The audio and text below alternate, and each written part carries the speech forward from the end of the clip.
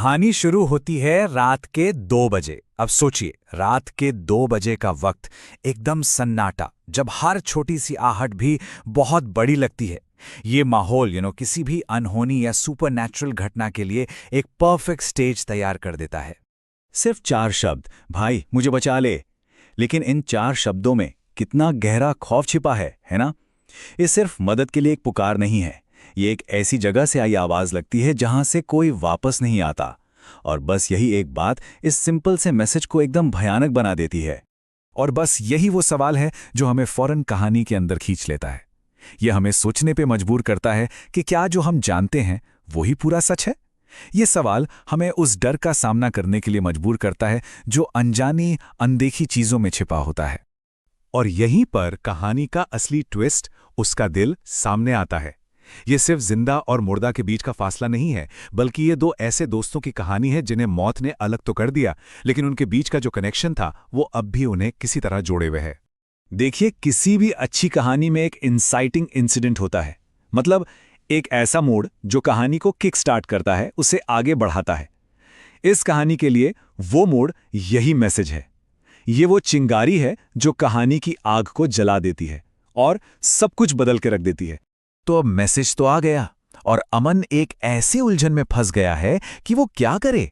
इसे एक मजाक समझकर नजरअंदाज कर दे या फिर उस रहस्य के पीछे जाए जो उसे एक टूटे फूटे वीरान स्टेशन की ओर खींच रहा है, जहां कहानी का अगला चैप्टर खुलने वाला है।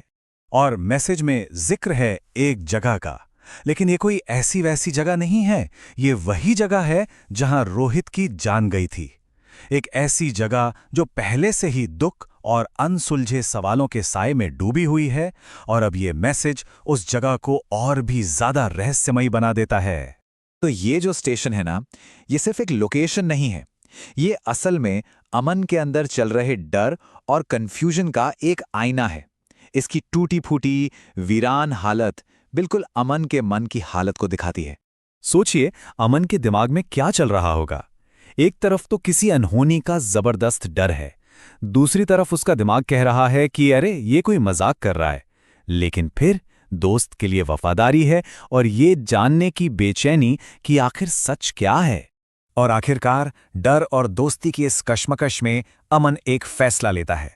वो उस अंधेरे में निकल पड़ता है, न सिर्फ अपने डर का सामना करने, बल्कि एक ऐसी दुनिया में कदम रखने जहां जिंदा और मुर्दा के बीच की लाइन अब मिट चुकी है। यहीं से कहानी का असली सफर शुरू होता है। और अब कहानी अपने क्लाइमैक्स पर पहुंचती है। अमन स्टेशन पर है और यहां पर सारा सस्पेंस, सारा डर एक साथ आकर टकराने वाला है। ये वो पल है जहां सारे राज खुलने वाले हैं। और तभी एक और मैसेज आता है, मैं तुम्हारे पीछे हूं। सोचिए, ये लाइन सुनकर कैसा लगा होगा। ये सिर्फ डराने वाली बात नहीं है, ये इस बात का सबूत है कि अमन अकेला नहीं है और जो भी वहां है वो उसे देख रहा है। ये पल कहानी में खौफ को एक बिल्कुल नए लेवल पर ले जाता है। इसके बाद जो होता है वो बहुत तेजी से होता है, एक के बाद एक खुलासे जो अमन को और हमें भी पूरी तरह से हिलाकर रख देते हैं। ये खुलासों की एक तेज रफ्तार कड़ी है। और फिर अचानक वो पुराना फोन, उसकी स्क्रीन अपने आप ऑन हो जाती है और एक आखिरी वीडियो प्ले होने लगता है। ये वो पल है जहां सुपरनैचुरल दुनिया एक बहुत ही इंसानी सच को सामने लाने वाली है। और वीडियो में रोहित की आवाज आती है, अगर कोई ये वीडियो देखे तो सच जान लो, मेरी मौत कोई हादसा नहीं थी। और बूम, कहानी पूरी तरह से पलट जाती है।